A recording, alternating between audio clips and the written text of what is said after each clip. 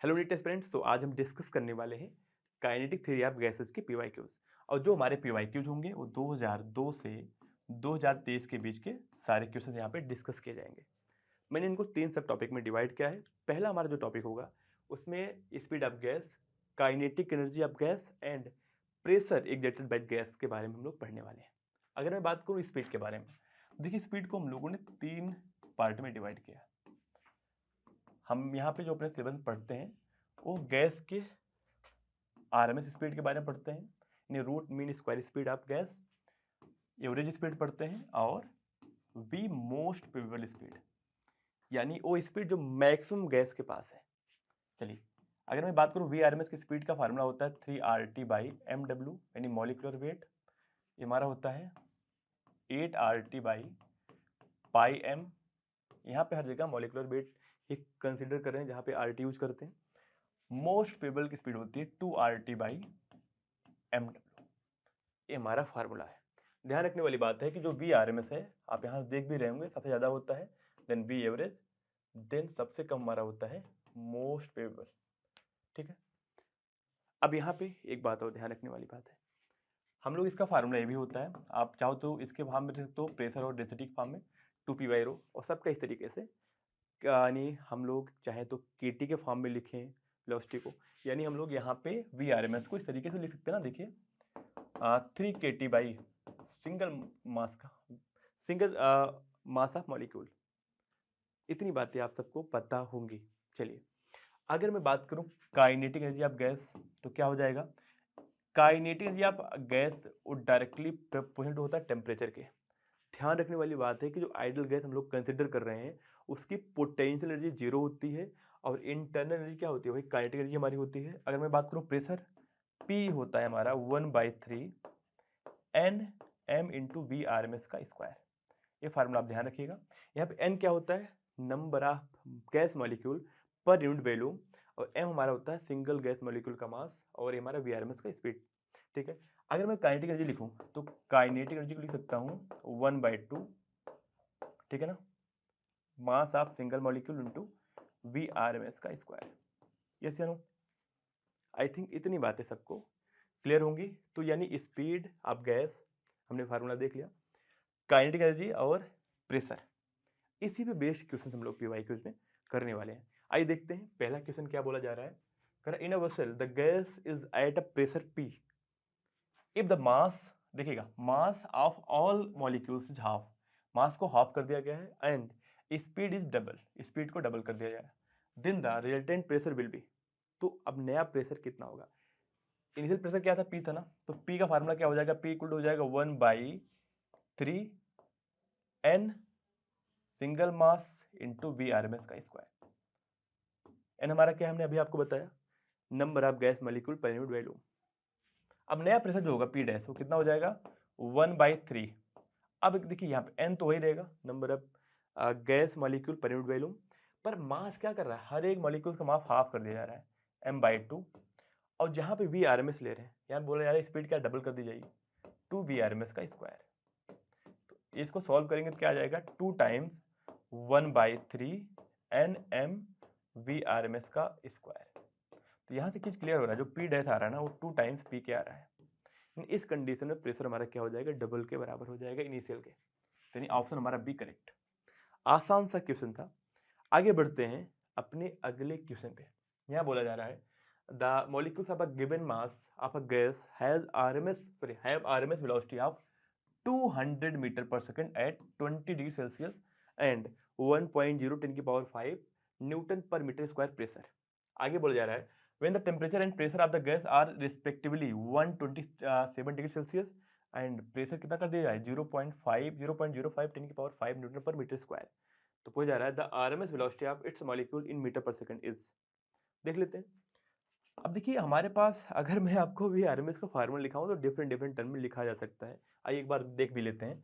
तो V R M S हमारा this is equal to 3P/ρ, यानी प्रेशर और डेंसिटी के रेशियो के फॉर्म में निकाल सकते हैं, या अगर टेम्परेचर के फॉर्म में दिया हो तो 3RT बाई मॉलिकुलर मास निकाल सकते हो इस तरीके से। आप इसी को इस तरीके से लिख सकते हो 3KT by single mass of molecules, single mass of molecule. Clear बात है। अच्छा यहाँ पे देखिए, आपको हम सबको पता होगा R इक्वल टू क्या होता है।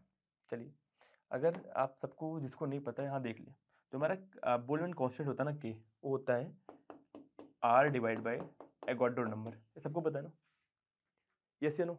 तो मैंने क्या किया यहाँ पे देखिए, अगर मैं इसकी बात करूँ तो 3R क्या लिख सकते हैं, R लिख सकते हैं K into Na into T divide by molecular मास को क्या लिख सकते हैं, Avogadro number into mass of single molecules. Na cancel हो गया, क्या हो गया 3kT/m। तो इस तरीके से इस फार्मूले हमारे VRMS के हैं। पर आइए, ये क्वेश्चन एक लाइन का है। अगर मैं इस फार्मूले पे चलता हूँ, देखिए हमें टेम्परेचर दिया है ना, हमारा VRMS directly proportional to temperature है, बाकी सब तो कांस्टेंट होगा गैस का ना। देख लो ध्यान से, VRMS directly proportional to root of temperature, yes या नो। देखो ये तो ना हमारा VRMS, और हमें इनिशियल कंडीशन टेम्परेचर दिया है और फाइनल में भी दिया है, दूसरे कंडीशन में भी दिया है। तो टेम्परेचर को हम किस में रखते हैं, केल्विन में। तो T1 यानी इनिशियल टेम्परेचर क्या होगा 27 डिग्री सेल्सियस। इसका मतलब कितना हो जाएगा 27 प्लस 273, दैट्स मीन 300 केल्विन। अगर मैं बात करूँ T2 का, T2 कितना हो जाएगा 127 प्लस 273, यानी कितना हो गया हमारा 400 केल्विन। तो कर लेते हैं, V1 हमारा कितना 200 मीटर पर सेकंड डिवाइड में अगर V2 करते हैं तो क्या आएगा root of T1 by T2, yes या नो। रेशियो करेंगे तो ए साइन को हटा के इक्वलिटी इक्वल वाला साइन लगा सकते हैं ना। चलिए, V1 कितना है 200 है, V2 निकालना है, यहाँ पे रूट ऑफ T1 कितना हमारा 300 है, T2 कितना है 400। तो यहाँ क्या बचेगा, यहाँ बचेगा रूट ऑफ 3/4 का रूट क्या हो जाएगा 2 हो जाएगा। तो यहाँ देखें, यहाँ जो V2 आएगा हमारा वो हो जाएगा, मल्टीप्लाई करो 200 मल्टीप्लाई 2, यानी हमारा 400 divide by root of 3 metre per second, yes या नो। तो यहाँ से हमारा कौन सा ऑप्शन हो जाएगा, बी ऑप्शन करेक्ट। तो आसान सा क्वेश्चन ये भी था हमारा। आगे बढ़ते हैं अपने अगले क्वेश्चन पे। बोला जा रहा है at what temperature will be the RMS speed of oxygen molecule becomes just sufficient for escape from the earth atmosphere. The mass of oxygen molecule दिया है हमें 2.76 10 की power -27 kg। Boltzmann constant value दिया है 1.38 10 की पावर -23 जूल पर kelvin. तो simple सी बात है, अगर ऐसी कुछ कंडीशन है तो होना क्या चाहिए कि जो VRMS आप गैस मॉलिक्यूल होना चाहिए वो ज़्यादा होना चाहिए किससे, या उसके बराबर हो जाए किसके। चलिए बराबर कंडीशन हो जाए V स्केप के, यस या नो हो जाए, तो हमारा क्या होगा, इसी कंडीशन में हमारे गैस मॉलिक्यूल मूव कर जाएंगे, एटमॉस्फेयर से बाहर निकल जाएंगे। या मैं बोल सकता हूँ दूसरे तरीके से कि हमारे एटमॉस्फेयर से गैस ही, अपनी ऑक्सीजन गैस ही खत्म हो जाएगी। ठीक है, चलो, तो दूसरा तरीका क्या है आप ध्यान रखो, ऐसी जब भी कंडीशन पूछ जाए तो आपको बताना है क्या, टेम्परेचर बताना है ना। टी का फार्मूला क्या होगा, सुन लो यहाँ पे ध्यान से, मॉलिकुलर मास आप गैस, जो भी गैस लिया गया होगा, डिवाइड बाई 2 करो, मल्टीप्लाई बाई 10 की पावर 4 केल्विन। ये फार्मूला आप याद रखो, या तो आप इस तरीके से करो, क्या करोगे आप लिखोगे VRMS मतलब कितना हो जाएगा root of 3RT by molecular mass, ये बराबर होना चाहिए किसके 11.2 किलोमीटर पर सेकेंड, यस या नो। इस तरीके से आप इसको सॉल्व करो, काफ़ी लंबा टाइम लगेगा।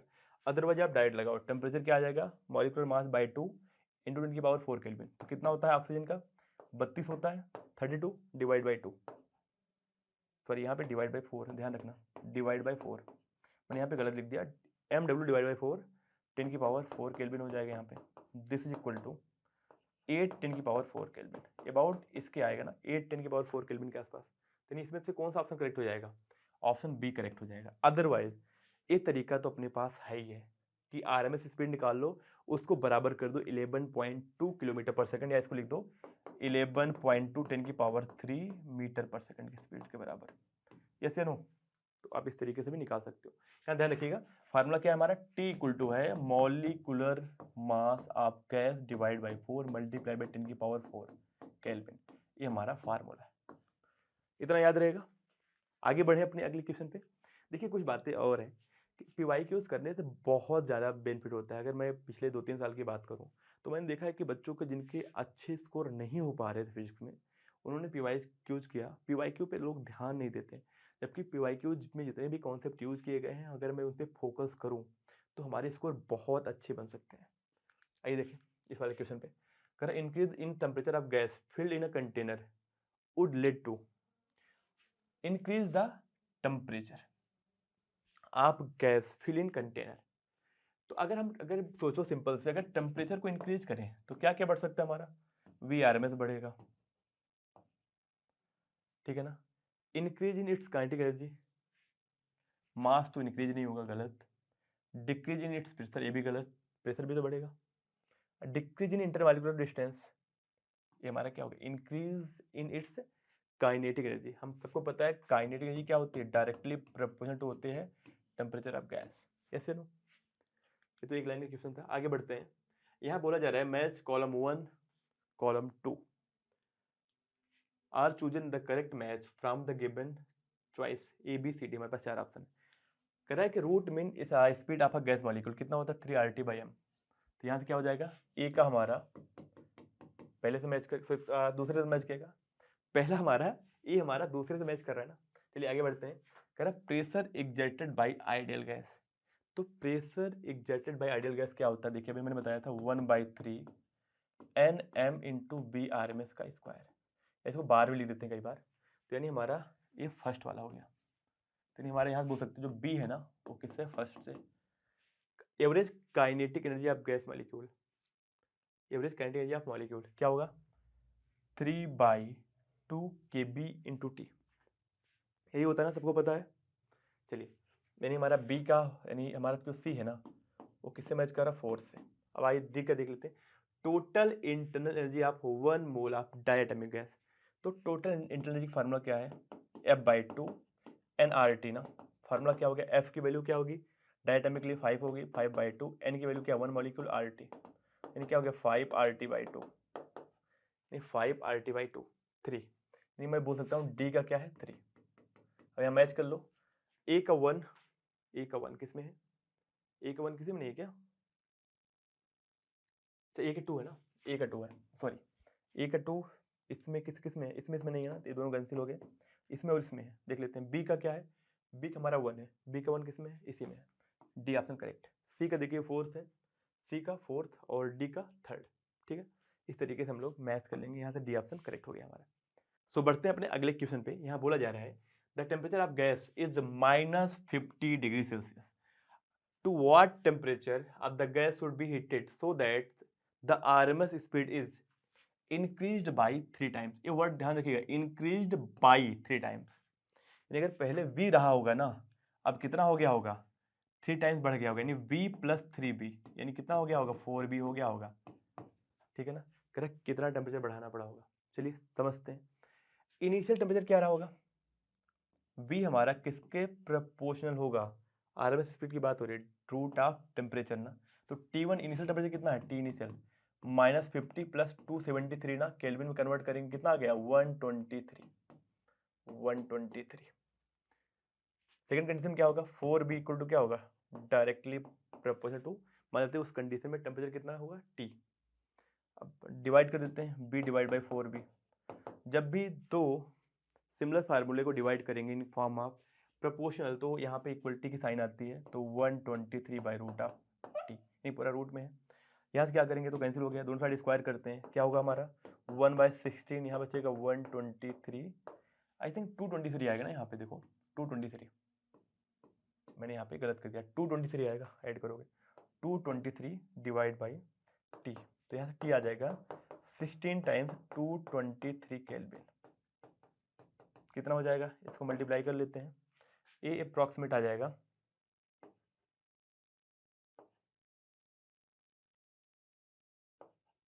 3568 केल्विन।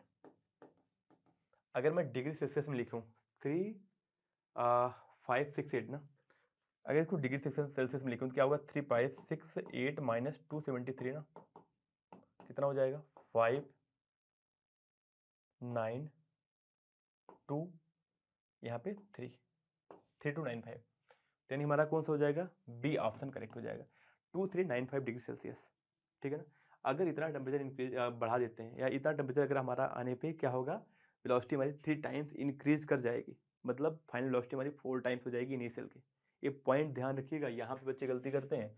आप सोचो अगर आप यहाँ पे 3 कर दो, ये जहाँ मैंने 4 किया है, तो आपका क्वेश्चन ही गलत हो गया, और आपको ऑप्शन भी शायद मैच कर जाए ऐसा कुछ। देखें अपने अगले क्वेश्चन पे यहाँ बोला जा रहा है the equation of a state of 5 gram of oxygen gas at a pressure P and temperature T when occupying the volume V will be। तो क्या होगा हमारा इक्वेशन ऑफ स्टेट ना, इक्वेशन ऑफ स्टेट क्या होता है, PV इक्वल टू nRT होता है। कर लेते हैं, प्रेशर P दिया है और वॉल्यूम V दिया है। मोल्स कितने हो जाएंगे, ऑक्सीजन गैस है तो मास अपान मोलर मास ना कितना होगा m/32। ऑक्सीजन का मोलर मास क्या होता है, ऑक्सीजन हमारा O2 के फॉर्म में हमेशा एग्जिस्ट करता है, इसका मॉलिक्यूलर मास होता है 32 ग्राम। ठीक है, ये पॉइंट ध्यान रखना, कई बच्चे ये भी गलती कर देते हैं। देखें यहाँ पे 5/32 RT, तो यहाँ से कौन सा ऑप्शन करेक्ट हो जाएगा, हो जाएगा PV इक्वल टू 5/32 RT, यानी बी ऑप्शन हमारा करेक्ट। आसान सा एक लाइन का क्वेश्चन था। आगे बढ़ते हैं अपने अगले क्वेश्चन पे। यहाँ बोला जा रहा है when volume of a system is increase twice. देखो एक एक पॉइंट लिखते हैं, वॉल्यूम को क्या किया गया, इंक्रीज किया गया है, ट्वाइस 2b कर दिया गया। टेम्परेचर इज डिक्रीज हाफ, पहले T था अब क्या हो गया T/2 हो गया। यहाँ मैं वॉल्यूम को वॉल्यूम के फॉर्म में लिखूँ, नहीं तो आपको स्पीड दिख जाएगा, दिक्कत हो जाएगी फिर। यहाँ पे V से 2b हुआ है, टेम्परेचर T से T/2 हुआ है। देन प्रेशर बिकम्स, प्रेशर क्या होगा, ठीक है चलिए रखते हैं। अगर मैं इक्वेशन स्टेट की बात करूँ P1 B1 इक्वल टू क्या होगा, ऐसे लिख देते हैं ना डायरेक्ट, छोड़ो ये सब चीज़ लिखना। PB इक्वल टू हमारा क्या होता है nRT होता है, यस या नो। अगर मैं फर्स्ट कंडीशन प्रेशर को P1 बोल रहा हूँ, इस कंडीशन क्या बोल दूंगा P2 बोल दे रहा हूँ, लिख लीजिए क्या होगा हमारा। तो यहाँ से मैं बोल सकता हूँ P1 B1/T इक्वल टू क्या आ रहा है, NR के बराबर आ रहा है ना, यानी P1 B1/T1 बराबर क्या हो जाएगा, देखो P2 B2/T2, यस या नो, यस या नो, इतनी बात क्लियर है। कर लेते हैं, इनिशियल प्रेशर क्या है मैं P मान लिया हूँ, वॉल्यूम दिया है V, टेम्परेचर T दिया है इनिशियल कंडीशन का, फाइनल क्या होगा प्रेशर, ये तो P2 फाइंड करना है, वॉल्यूम क्या होगा 2B और टेम्परेचर क्या होगा T/2, यहाँ से हो जाएगा 4P2B/T। तो यहाँ से V और T कैंसिल हो जाएगा, तो यहाँ से आ जाएगा 4P2 इक्वल टू क्या होगा P इनिशियल प्रेशर के, तो यानी P2 हमारा हो जाएगा P/4। तो यानी यहाँ से क्लियर हो रहा है कि प्रेशर हमारा क्या हो रहा है 1/4 हो जा रहा है इनिशियल के, नहीं 1/4 ऑफ इनिशियल। बहुत सिंपल क्वेश्चन था हमारा, कुछ इतना टफ है नहीं। जब भी ऐसा क्वेश्चन आया आप क्या लगाओगे, इक्वेशन आप स्ट्रेट लगाओ, बस कर दो क्वेश्चन। आगे बढ़ते हैं अपने अगले क्वेश्चन पे। यहाँ बोला जा रहा है at 10 degree Celsius the value of the density of a fix mass of an ideal gas divide by its pressure is x। ध्यान रखना, करेक्ट 10 डिग्री सेल्सियस पे सुनना word, density of a fix mass, density क्या होता है D, होता है मास upon volume ना, करा density of fix mass divide by pressure. अब इसको डिवाइड कर दो प्रेशर से, तो D/P मतलब क्या हो जाएगा m/PB, एक किसके बराबर है x के बराबर है, ध्यान रखना। तो बोल रहा है एट 110 डिग्री सेल्सियस पे क्या होगा ये रेशियो। तो देखिए यहाँ पे क्या लिखेंगे, मास हो गया, PV जान क्या लिख सकते हैं हम लोग nRT लिख सकते हैं ना, इक्वल टू क्या हो जाएगा x हो जाएगा। तो मैं यहाँ से लिख सकता हूँ m/nr इक्वल टू क्या हो रहा है x इंटू टी ना, यानी ये जो रेशियो आ रहा है x और टेम्परेचर का कोफिशिएंट क्या आ रहा है, कांस्टेंट आ रहा है ना, m/nr क्या है कांस्टेंट है हमारा, इसमें कोई वेरिएबल थोड़ी ना। तो क्या लिख सकते हैं हम लोग x1 T1 बराबर लिख सकते हैं x2 T2, यस या नो, इतनी बातें लिख सकते हैं। तो x1 क्या होगा हमारा, चलिए देखें यहाँ पे हमारा x1 तो x है, T1 कितना है 10 डिग्री सेल्सियस, मतलब क्या हो जाएगा 10 + 273 इक्वल टू क्या होगा हमारा, x2 फाइंड करना है, T2 कितना दिया है कर रहा है 1110, यानी 1110 + 273। तो मैं यहाँ से बोल सकता हूँ 1110 + 273, तो यहाँ जो x2 आएगा ना तो हो जाएगा x1 यहाँ हो जाएगा 283 डिवाइड बाई, यहाँ से क्या बचेगा हमारा 383, देख लो ऐड कर लो ना 110 + 273, तो यहाँ से जो x2 आ रहा है ना वो आ रहा है 283 divide by 383 times of initial. तो यहाँ से हमारा जो ऑप्शन करेक्ट हो जाएगा वो हो जाएगा ऑप्शन डी करेक्ट। बहुत आसान सा क्वेश्चन था, पूछा क्या गया था, कह रहा था कि डेंसिटी अपान प्रेशर किसी फिक्स मास के लिए, एक आइडियल गैस है जिसके density of a fix mass divide by its pressure is x, यानी हमसे सिंपल बोला गया D/P P ये है x के बराबर। किस टेम्परेचर पे? 10 डिग्री सेल्सियस पे। तो हमने इसको सिंपली इसको सॉल्व किया। हमने क्या किया? सिंपल सी बात, डेंसिटी हमारा क्या होता है? m/v, और यहाँ p आ गया, यानी इसको लिख सकते हैं क्या? m/p भी क्या लिख सकते हैं? nRT ना, ये बराबर x के दिया है। तो हमारा हमने क्या किया? m/nr, मास तो फिक्स है, number of gas molecule fix होगा, r की वैल्यू फिक्स होती है। यहाँ से आ रहा है x इंटू टी ना, ये तो वैल्यू कॉन्स्टेंट है ना, यानी x1 इंटू T1 बराबर किसके होगा? x2 इंटू T2 के। यस या नो? मैंने इसी का यूज किया और यहाँ से हमने आंसर ला दिया। तो ऐसे पॉइंट आप ध्यान रखिए। आगे बढ़ें अपने अगले क्वेश्चन पे। यहाँ बोला जा रहा है in the given VT graph हमें दिया है। आगे बोला जा रहा है what is the relation between the pressure P1 and P2। ध्यान सुनिएगा, जब भी अगर मैं बात करूं वीटी का स्लोप क्या आ रहा है? किसी एक ग्राफ के लिए कांस्टेंट आ रहा है, यस या नो? ठीक है ना। अब वीटी इक्वल टू कांस्टेंट कब आता है? अगर मैं बात करूं पीवी इक्वल टू क्या होता है हमारा? एनआरटी होता है ना। तो अगर मैं बात करूं वी, यहाँ पे देखिए V/T इक्वल टू क्या हो जाएगा यहाँ पे? NR/P ना, यानी V/T कब कांस्टेंट आएगा? यानी वीटी ग्राफ का स्लोप कब कांस्टेंट आएगा? जब हमारा प्रेशर कांस्टेंट होगा। एक्चुअली ये ग्राफ किसका है? ये ग्राफ है आइसोबारिक प्रोसेस का, ये आपके दिमाग में आना चाहिए। ये ग्राफ किसका है हमारा? आइसोबारिक प्रोसेस के। अगर यहाँ पे आइसोबारिक ग्राफ की बात करूं, इसका स्लोप किसके बराबर आ रहा है? देखिए स्लोप हमारा आ रहा है V/T, स्लोप किसके बराबर आ रहा है? NR/P के, यानी NR/P के बराबर आ रहा है। तो देखिए अगर मैं बात करूं पहले P1 प्रेशर और P2 प्रेशर में, तो अगर मैं बात करूं इसका जो स्लोप है ना, स्लोप ऑफ 1 क्या है? कम है किससे? स्लोप ऑफ 2 से। इस ग्राफ का स्लोप ज्यादा है, इस ग्राफ का स्लोप कम है। तो मैं यहां से लिख सकता हूं स्लोप ऑफ 1 क्या हो जाएगा? NR/P1 हमारा क्या है?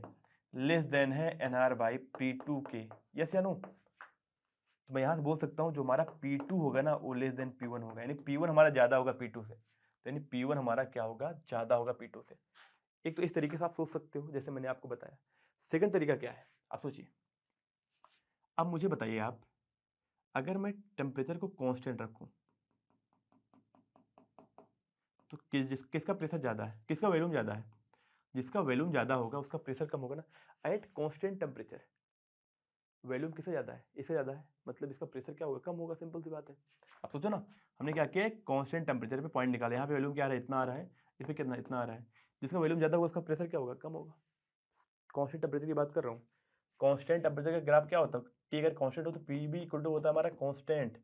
सोचो अगर टेम्परेचर को कांस्टेंट रखे तो P मल्टीप्लाई बाई V क्या होता है हमारा? कांस्टेंट आता है। आइसोथर्मल प्रोसेस की बात कर रहा हूं मैं। तो यहाँ पे क्या करूंगा? अगर P को बढ़ाएंगे तो B घटेगा, V को बढ़ाएंगे तो B को बढ़ाएंगे तो P घटेगा। इन दोनों का मल्टीप्लिकेशन क्या आता है? कांस्टेंट आता है। आई थिंक इतनी बात क्लियर होगी। आगे बढ़ते हैं अपने, यानी हमने इसको दो तरीके से हम लोग इस क्वेश्चन को कर सकते हैं। सो आगे बढ़ते हैं अपने अगले क्वेश्चन पे। यहाँ बोला जा रहा है two vessel separately contain two ideal gases A and B, okay, at the same temperature. देखिए टेम्परेचर क्या दिया है? सेम दिया है, मैं मान लिया T। कर the pressure of A being twice of B। चलिए एक काम करते हैं ना, क्वेश्चन को सॉल्व करते हैं पहले, तो साथ साथ सब कुछ बनाते चलते हैं, थोड़ा सा सही रहेगा।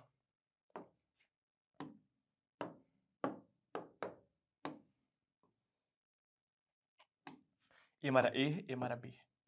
थोड़ा सा कलर यही अच्छा लग रहा है मुझे, A और B। देखो दोनों का टेम्परेचर सेम है, ओके। उसके आगे बोला जा रहा है the pressure of A being twice that of B। अगर B का प्रेशर P है तो इसका क्या है? 2P है। इतनी बात क्लियर है। उसके बाद under such condition the density of A is found to be 1.5 time the density of B। अगर B की डेंसिटी रो है ना, इसकी डेंसिटी क्या है? 1.5 टाइम्स रो है। The ratio of molecular weight of A and B is. अगर मैं इसका बोलता हूँ मॉलिक्यूलर वेट क्या है? Ma है और Mb है, तो आपको फाइंड क्या करना है? Mb ना, तो आपको फाइंड करना है Ma डिवाइड बाई Mb। ध्यान रखिए। तो एक काम करते हैं सिंपल सा, अगर मैं आपसे पूछूं कि इक्वेशन ऑफ स्टेट का डेंसिटी फॉर्म क्या है? Pb इक्वल टू क्या होता है हमारा? nRT फार्मूला है। यहाँ से क्या हो जाएगा? Pb एन लिखेंगे total mass upon molecular mass into RT। तो यहाँ लिखते हैं P into molecular mass equal to क्या लिख सकते हैं, M capital M total mass divide by volume into RT. तो मास अपान वॉल्यूम को क्या लिख सकते हैं, डेंसिटी डी रो आरटी, ये पी इंटू एम डब्ल्यू का फार्मूला है। चलिए पहले के लिए अगर लगाऊं मैं तो क्या लिखूंगा, इसका प्रेशर कितना है पहले का 2p इंटू इसका molecular mass M A equal to क्या होगा, डेंसिटी कितना है इसका 1.5 रो आर टी। ओके, दूसरे क्या है, यहाँ पे देखें प्रेशर पी है दूसरे का, यानी बी वाले का प्रेशर पी है into molecular mass M B equal to क्या होगा डी आर टी ना, यानी रो आर टी। इसका डेंसिटी क्या है, रो है आर टी, इसकी डेंसिटी 1.5 रो थी, इसका 1.5 टाइम्स, इसका प्रेशर क्या है, इसके 2 टाइम्स इसका प्रेशर दिया गया था। तो यहाँ पे कुछ नहीं करना है, 1 इक्वेशन इसको बोल दो, इसको बोल दो 2, डिवाइड कर दो, क्या बचेगा यहाँ पे 2 M A by M B equal to यहाँ क्या बचेगा, सारा कुछ कट जाएगा, बचेगा 3/2। तो यहाँ से आ जा रहा है M A by M B equal to क्या हो जाएगा, दिस इज द 3/4, यानी जो मॉलिक्यूलर मास का रेशियो आ रहा है वो क्या आ रहा है 3/4। ऑप्शन ए करेक्ट हो जाएगा यहाँ से। तो आगे बढ़ते हैं अपने अगले क्वेश्चन पे। यहाँ बोला जा रहा है a cylinder contain hydrogen gas at the pressure of 249 kilo pascal and temperature क्या दिया है 27 degree Celsius, its density is, तो क्या होगा हमारा डेंसिटी का फार्मूला। अरे बात करूँ P into molecular weight equal to क्या होता है, अभी हमने पढ़ा है रो आर टी। तो अगर मैं डेंसिटी निकालूँ तो क्या लिखूंगा, P into molecular mass by R T. Pressure कितना दिया है 249 किलो पास्कल 10 की पावर 3 हो गया। 1 पास्कल इक्वल टू क्या होता है 1 न्यूटन मीटर, तो यानी इसको इसी में रहने देते हैं एसआई में। मॉलिक्यूलर मास क्या होता है हाइड्रोजन का, हाइड्रोजन हमारे H2 के फॉर्म में होता है, यानी कितना होता है 2 ग्राम पर मोल, सबको पता है ना, 2 10 की पावर -3 केजी में रखेंगे ना, डिवाइड बाई आर की वैल्यू क्या है, आर की वैल्यू हमारी होती है 8.31 ना, 8.3 यहाँ पे दिया है, इतना ही लेना है। और टी हमारा क्या है 27 डिग्री सेल्सियस। अगर मैं टेम्परेचर लिखूँ तो क्या लिखूंगा 27 प्लस 273, यानी कितना हो गया हमारा 300 केल्विन। आई थिंक इतना कुछ सबको पता होगा कैसे सेल्सियस को केल्विन में कन्वर्ट करते हैं, कर देते हैं यहाँ पे मल्टीप्लाई बाई 300। यहाँ से हमारा देखिए तो कैंसिल हो गया, यहाँ से क्या होगा 3 टाइम्स आएगा, तो यहाँ बचा ये होगा हमारा 100, ये हमारा 50, तो होगा हमारा डेंसिटी इक्वल टू आ रहा है 1/50। आई थिंक सब कुछ सही है। एक मिनट देख लेते हैं 24 सॉरी यहाँ आएगा 30 टाइम्स है ना, तो यानी हमारा ये एक 0 से कैंसिल 1/5 आएगा, ठीक है 1/5, तो यानी 1/5 किसके बराबर हो जाएगा, डेंसिटी हो जाएगा 1.5 मतलब 0.2 kg पर मीटर क्यूब। यस चलो सारा कुछ सही में रखा था, तो यहाँ से आएगा हमारा ऑप्शन ए करेक्ट, यानी 0.2 kg पर मीटर क्यूब डेंसिटी आ गया। आगे बढ़ते हैं अपने अगले क्वेश्चन पे, 2022 में आया हुआ है। The volume occupied by the molecules contained a 4.5 kg water at STP standard temperature and pressure if the intermolecular forces vanish away it, यानी अगर इंटरमॉलिक्यूलर फोर्सेस खत्म हो जाए तो किसके फॉर्म में हो जाएगा, वेपर फॉर्म में हो जाएगा, यानी गैस के फॉर्म में हो जाएगा। तो आपको क्या बताना है कितना वॉल्यूम ऑक्यूपाई करेगा, तो देख लेते हैं। पीवी इक्वल टू क्या फार्मूला होता है हमारा NRT, यस या नो। यहाँ देखिए प्रेशर क्या होगा हमारा, सिंपल सी बात है 1 atm ही कंसिडर करेंगे यहाँ पे। आप ध्यान से क्वेश्चन एक बार दोबारा पढ़ लो, बोला जा रहा है the volume occupy by the molecules contain 4.5 kg of water करे एट एसटीपी। एसटीपी का मतलब क्या होता है स्टैंडर्ड टेम्परेचर एंड प्रेशर, यानी 0 डिग्री सेल्सियस हमारा टेम्परेचर होता है, एक्चुअली 0.01 होता है, तो कोई बात नहीं आप इसको ध्यान रखिए, 0 डिग्री सेल्सियस हम लोग कंसिडर कर लेते हैं इसको, और प्रेशर हमारा 1 पास्कल, ठीक है। इस पे क्या होगा वॉल्यूम कितना ऑक्युपाई करेगा, ये इंटर मॉलिक्यूलर फोर्सेस नहीं एक्ट हो रहे हैं, इसका मतलब क्या है वो लिक्विड फॉर्म में नहीं रहेगा, गैसियस फॉर्म में हो जाएगा, ठीक है ना। P V equal to nRT लगाओ, पी की वैल्यू क्या होगी 1 पास्कल 1.01 10 की power 5 newton per metre square. Volume find करना है कितना मोल होगा, तो देखिए 4.5 kg है, एन नंबर ऑफ मोल हो जाएगा मास 4.5 kg ना, डिवाइड बाई मॉलिकुलर मास, इसको एक काम करो ग्राम में कर दो 10 की पावर 3 अपान किसका, यहाँ पे H2O की बात करें ना, हाइड्रोजन की, सॉरी वाटर की। इसका क्या होता है 18 ग्राम होता है ना, तो 18 10 की पावर, ठीक है, ग्राम में कर दिया ना, ये भी ऊपर भी ग्राम है तो नीचे भी ग्राम है, क्योंकि तुम्हारा मॉलिक्यूलर मास है। तो यहाँ से हो जाएगा हमारा n की वैल्यू 4.5, या मैं इसको ऐसे लिख दूँ 45/18 10 की पावर 2। तो यहाँ से हो जाएगा, इसको चाहो तो आप 3 से कैंसिल कर दो, इंटू 10 की पावर 2। 5/2 10 की पावर 2 लिख सकते हैं ना, कुछ नहीं किया हमने, 3 से डिवाइड किया, इसको 3 से डिवाइड किया, क्या हुआ हमारा 1 5/6 हो गया यहाँ से हमारा 5/2, या आप 9 से कट कर दो, 9 टाइम्स 2 टाइम्स से होगा हमारा, और 9 5 टाइम्स हो जाएगा, ठीक है, 5/2 10 की पावर 2 रख दो यहाँ पे। 5/2 10 की पावर 2, आर की वैल्यू क्या होती है 25/3 लिख सकते हो इजी वे में लिखना चाहो तो, और टी क्या हो जाएगा 273 केल्विन, ऐसे ना।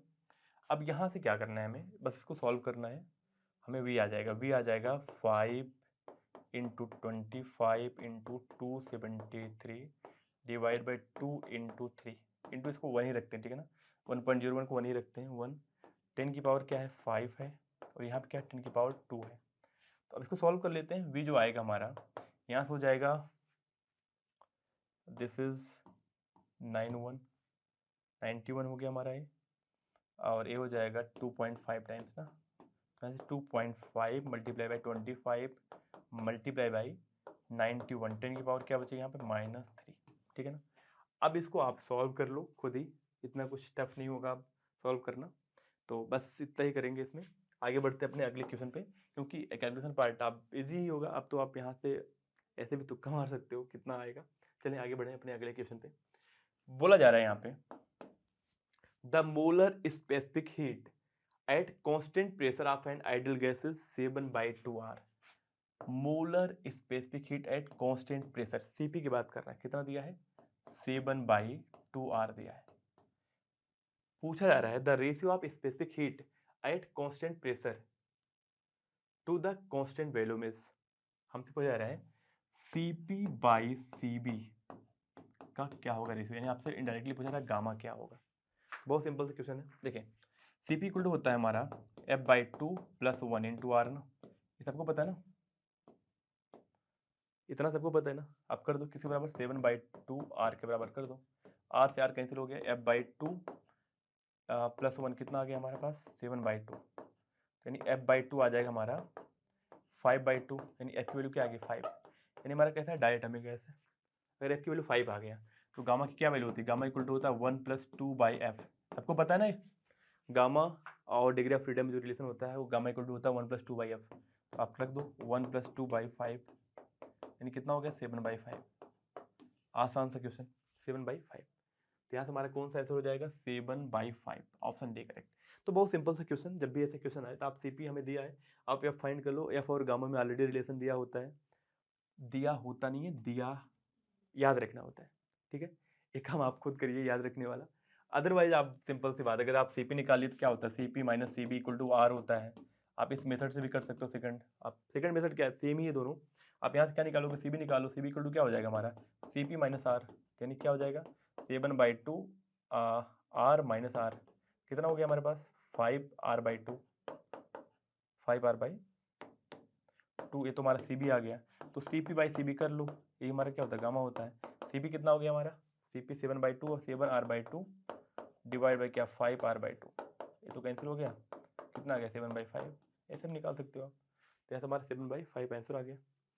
आगे बढ़ते हैं अपने अगले क्वेश्चन पे, यहाँ बोला जा रहा है इफ CP एंड CB, देखिए स्मॉल दिया CP and CB denote the specific heat per unit mass of ideal gas of a molecule, weight क्या दिया है मॉलिक्यूल वेट दिया है कैपिटल M, ठीक है, जो हमारा CP - CB = R होता है ना, ठीक है ना, ये किसके लिए होता है, ये होता है मॉलिक्यूलर मास के लिए, इसको ऐसे लिख सकते हैं capital M into CB, CP small minus capital N into CB small equal to R, ठीक है ना, लिख सकते हैं ना। Cp हमारा क्या है यहाँ पे, स्पेसिफिक हीट पर यूनिट मास, ठीक है ना। और m के लिए हमारा मोलिकुलर मास के लिए फार्मूला होता है Cp minus Cp equal to R, Cp minus Cp equal to R कर लेते हैं यहाँ पे। Cp minus Cp equal to क्या हो जाएगा, capital R by m, yes या नो। तो यहाँ से हमारा जो ऑप्शन आ जाएगा Cp minus Cp equal to R by m, यानी ऑप्शन सी करेक्ट हो जाएगा। तो आसान सा क्वेश्चन था, आई थिंक सबको समझ आ गया होगा, नहीं आया तो दोबारा सुन लो।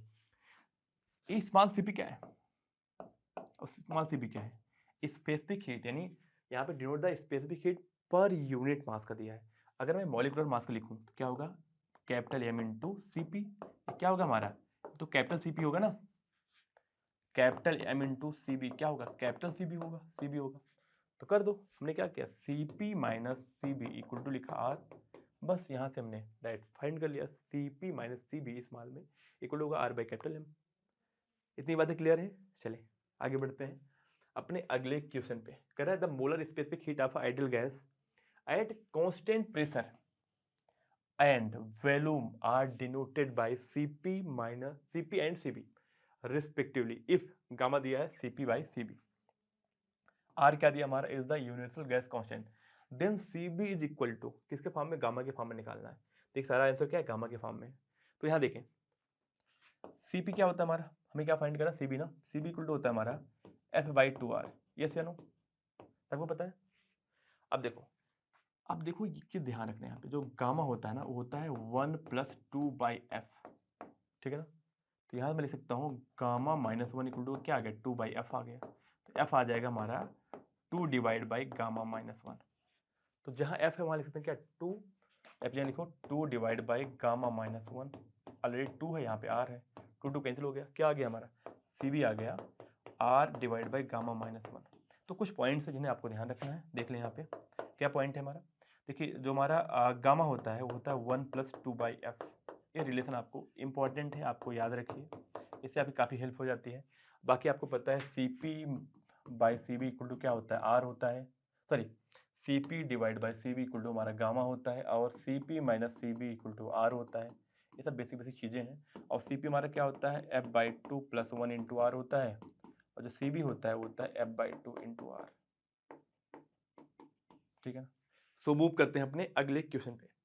बोला जा रहा है the amount of heat energy required to raise the temperature of 1 gram of helium at NTP from T1 kelvin to T2 kelvin. तो हमारा डेल्टा क्यू क्या होता है, हीट रिक्वायर्ड पूछ रहा है, डेल्टा यू प्लस डब्ल्यू ना। अब मेरी बात सुनिए, अगर मैं बात करूं NTP normal temperature and pressure, इस पर क्या होता है हमारा, नॉर्मल टेम्परेचर एंड प्रेशर में 0 डिग्री सेल्सियस हमारा टेम्परेचर होता है, प्रेशर 1 atm, वॉल्यूम क्या होता है 22.4 लीटर होता है, यानी वॉल्यूम कांस्टेंट होता है। अगर वॉल्यूम कांस्टेंट है तो W क्या होगा हमारा, वर्क डन 0 होगा ना। सिर्फ और सिर्फ जो भी हम लोग इसकी इंटरनल एनर्जी के बराबर हमारा हीट चेंज होगा, डेल्टा क्यू क्या होगा, डेल्टा यू के बराबर। तो रख दो डेल्टा क्यू इक्वल टू क्या होगा F/2 NR डेल्टा T, ये सबको पता है ना डेल्टा यू के बारे में। तो रख देते हैं, F की वैल्यू क्या होगी, हीलियम है मोनोटॉमिक गैस 3/2, N की वैल्यू क्या होगी, मास अपान मोलर मास, मास कितना 1 ग्राम, मोलर मास क्या होता है हीलियम का, H2 लिखते हैं हीलियम को, सॉरी H लिखते हैं हीलियम को ना। इसमें 2 प्रोटॉन होते हैं और 2 न्यूट्रॉन होते हैं, 4 इसका होता है molecular mass, 4 into R, delta T क्या होगा T2 minus T1, T2 minus T1। तो यहाँ से क्या आ गया हमारा 3/8 R T2 minus T1, then 3/8 R T2 minus T1। तो इसको इस तरीके से लिख सकते हैं ना, 3/2 R को लिख सकते हैं Na इंटू के Boltzmann constant T2 minus T1, ठीक है ना। तो यहाँ से हो जाएगा 3/8 कितना आया 3/8 ना, 3/8 Na KB T2 minus T1, यानी हमारा डी ऑप्शन करेक्ट हो जाएगा यहाँ से, ठीक है ना। पर ये पॉइंट इंपॉर्टेंट है, NTP और STP हमारा प्रेशर वॉल्यूम ऑफ गैस कितना होता है 22.4 लीटर। इंपॉर्टेंट टर्म में ध्यान रखिएगा, यहाँ पे बच्चे गलती करते हैं, यहाँ पे वर्क कैसे 0 आएगा ये चीज़ भूल ही जाते हैं, यहाँ पे इसकी वैल्यू 0 आएगी। सो आगे बढ़ते हैं अपने अगले क्वेश्चन पे। यहाँ बोला जा रहा है the mean free path of a molecule of a gas, radius क्या दिया है R दिया है, is inversely proportional to, is inversely proportional to, बहुत सिंपल क्वेश्चन है। हमें पता है जो हमारा लेमडा होता है ना वो इनवर्सली प्रोपोर्शनल टू इसके डायमीटर के स्क्वायर के होता है। अगर डायमीटर के इनवर्सली प्रोपोर्शनल है तो यानी इसको बोल सकते हैं ना रेडियस के स्क्वायर के इनवर्सली प्रोपोर्शनल है। तो यानी किसके इनवर्सली प्रोपोर्शनल होगा, रेडियस के स्क्वायर के, क्योंकि रेडियस के टर्म में लिखना है। अगर डायमीटर दिया हो तो डायमीटर लिखते हैं, सिंपल सा।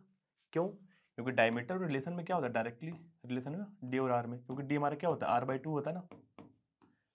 इतनी बातें सबको क्लियर है ना।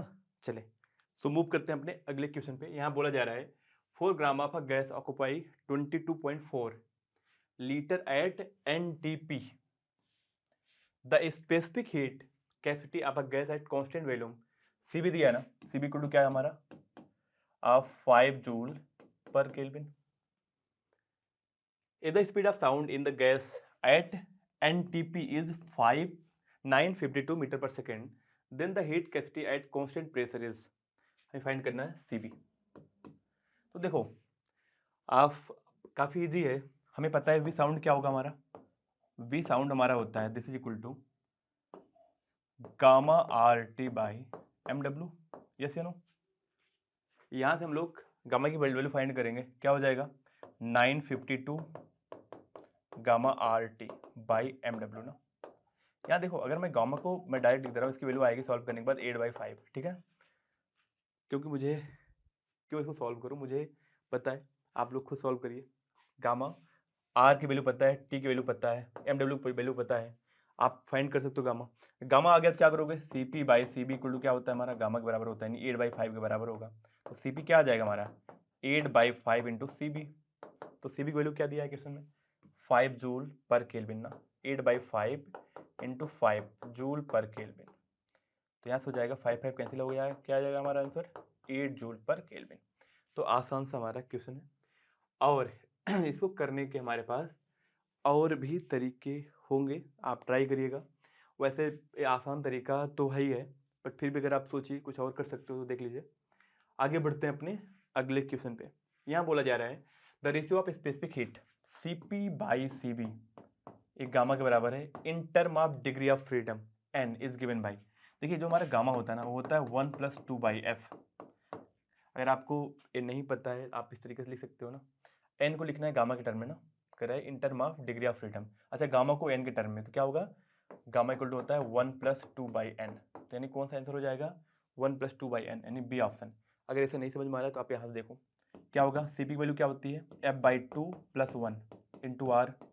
यहाँ पे क्या होगा f/2R ना, R से R कैंसिल हो गया, इधर हमारा गामा है, तो गामा किसके बराबर हो जाएगा f/2 + 1 अपान f/2। इसको लिख सकते हैं 1+2/f। तो यहाँ पे डिग्री ऑफ फ्रीडम को f को n बोला गया है, तो आप लिख दो 1+2/n। हमारा रिलेशन है बिटवीन f एंड n, यानी सॉरी गामा एंड n, हमारा गामा है ना, गामा और n के बीच में। इतनी बातें क्लियर है। In this question 1 mole of an ideal diatomic gas, यानी डिग्री ऑफ फ्रीडम क्या होगी हमारी 5 होगी, undergoes the transition from A to B, A से B जा रहा है, from the path of AB path के through, as shown in figure the change in internal energy of the gas during the transition is. इस transition के दौरान क्या होगा चेंज इन इंटरनल एनर्जी। तो डेल्टा यू की वैल्यू क्या होती है f/2 nr डेल्टा टी ना, f/2 nr डेल्टा टी। तो f की वैल्यू क्या होगी 5/2 होगी, ठीक है ना। 1 मोल यानी की वैल्यू 1 ही रहेगी। अगर मैं r को लिखूँ यहाँ पे RT फाइनल, इसको ऐसे लिखता हूँ RT final minus RT initial, यहाँ क्या लिख सकते हैं f/2 nRT ना, क्या लिख सकते हैं इसको P final B final minus P initial P initial. Yes या नो, कर दो आप यहाँ पे, क्या हो जाएगा 5/2 P फाइनल B फाइनल, क्या होगा यहाँ पे P फाइनल B फाइनल कितना, P कितना है हमारा यहाँ पे 2×10⁻³ किलो पास्कल है ना, इंटू B कितना दिया है इंटू 6। पी की वैल्यू क्या आ जाएगी यहाँ पे 12 × 10⁻³ माइनस P1 B1 कितना हो जाएगा यहाँ पे 5×10⁻³ हमारा प्रेशर है और वॉल्यूम कितना है 4 × 4, तो क्या हो जाएगा 20×10⁻³। यहाँ सॉल्व करेंगे तो क्या हो जाएगा यहाँ से -8 × 10³ मल्टीप्लाई बाई 5/2, तो यहाँ से हमारा 4 टाइम्स आ जाएगा। सॉल्व कर लेते हैं, क्या हो जाएगा, -20 × 10³ दैट्स मीन -2 × 10⁻², तो कितना हो जाएगा हमारा -200 जूल। यही आ रहा है ना, एक मिनट, नहीं, यहाँ पे गलती क्यों कर रहा हूँ मैं, रुक जाओ। यहाँ से क्या हो जाएगा हमारा, this is the -20 kilo joule, -20 kilo joule ना, -20 × 10³ आ रहा है, तो क्या हो जाएगा -20 किलो जूल। तो यानी ऑप्शन हमारा ए करेक्ट हो जाएगा। तो आसान सा क्वेश्चन है, हमने क्या किया, जो हमारे पास NRT final minus NRT initial था, एन की वैल्यू 1 ही है, तो यानी पीवी इक्वल टू क्या होता है, एनआरटी होता है, तो एन की वैल्यू 1 है, तो यानी पीवी इक्वल टू क्या होगा, आरटी होगा। जहाँ पे आर इंटू टी फाइनल है, वहाँ क्या लिख सकते हैं, V final into P final, या P final into B final. PV equal to क्या होता है हमारा, एनआरटी ना, एन की वैल्यू 1 है, तो पीवी इक्वल टू क्या होगा, आरटी होगा ना। अगर मैं लिखूँ P final V final equal to क्या लिखोगे आप, R into T final, P initial V initial equal to क्या लिखोगे, आर इंटू टी इनिशियल, वही किया मैंने। आर इंटू टी फाइनल क्या लिखा मैंने, P final into B final. तो बहुत सिंपल तरीका है इस क्वेश्चन को सॉल्व करने का। आगे बढ़ते हैं अपने अगले क्वेश्चन पे। बोला जा रहा है a gas mixture consist of 2 mole of O2 oxygen and 4 mole of AR argon at temperature क्या दिया है, टी टेम्परेचर दिया है, neglecting all vibrational mode the total internal energy of the system is. तो टोटल इंटरनल एनर्जी क्या होगी हमारी, you हो जाएगा F1/2 N1R/T1 plus F2/2 N2R × T2, ठीक है ना। पहली गैस के लिए लिखूँ, ऑक्सीजन के लिए क्या होगा, डिग्री ऑफ फ्रीडम कितनी होती है, 5 होती है, 5/2 क्या दिया है, 2 मोल ना, N1 की वैल्यू 2 होगी, R T1 क्या दिया है, टेम्परेचर दोनों के लिए T दिया है, T प्लस F2 क्या होगा हमारा, आर्गन। आर्गन हमारा क्या है, एक आइडियल गैस है। अगर मैं आर्गन की बात करूँ तो आर्गन का डिग्री ऑफ फ्रीडम क्या होता है, 3 के बराबर होता है, तो रख देते हैं 3/2 कितने मोल है, 4 मोल ऑफ आर्गन, 4 × RT कितना हो जाएगा, यहाँ दोनों को सॉल्व करते हैं, 2 यहाँ पे 5RT आ गया, यहाँ पे क्या आ गया 2 टाइम्स यानी 6RT। तो यहाँ से हमारा जो U आया है ना टोटल क्या हो जाएगा, 6 और 5 यानी 11RT के बराबर। तो यहाँ से आंसर हो जाएगा हमारा सी ऑप्शन करेक्ट। आगे बढ़ते हैं अपने अगले क्वेश्चन पे। यहाँ बोला जा रहा है the mean free path for a gas with molecular diameter D and number density n, number density मतलब होता है number of molecules per unit volume, can be expressed as, देखिए जो हमारा लिम्डा का फार्मूला होता है ना, वो होता है 1/√2n पाई d²। ये हमारा रिलेशन बिटवीन होता है डेंसिटी, सॉरी यहाँ पे हमारा mean free path, number density और डायमीटर के बीच का जो रिलेशन है। तो यानी हमारा यहाँ से ऑप्शन ए करेक्ट हो जाएगा। आप इस फार्मूले को याद भी करो क्योंकि इस पे ऑलरेडी 2 क्वेश्चन आ चुके हैं रिसेंट में, ठीक है। चलिए अपने अगले क्वेश्चन पे। देखिए फिर से क्वेश्चन आया 2022 में, 2020 में, ये कब आया हुआ, ये भी 20 में आया हुआ है, ऐसा कुछ तो शायद, जो भी है देख लेंगे। चलिए देखिए यहाँ पे क्या बोला जा रहा है, कह रहा था mean free path lambda for a gas molecule depend upon diameter D of the molecule. क्या होगा, लिम्डा भी हमने देखा है 1/d के स्क्वायर के प्रोपोर्शनल होता है, या बोल सकते हैं इनवर्सली प्रोपोर्शनल टू क्या होता है D², यानी यहाँ में ऑप्शन बी हमारा करेक्ट हो जाएगा। सो ए हमारा यहीं तक था, कंप्लीट हो गया अपना। Thank you very much.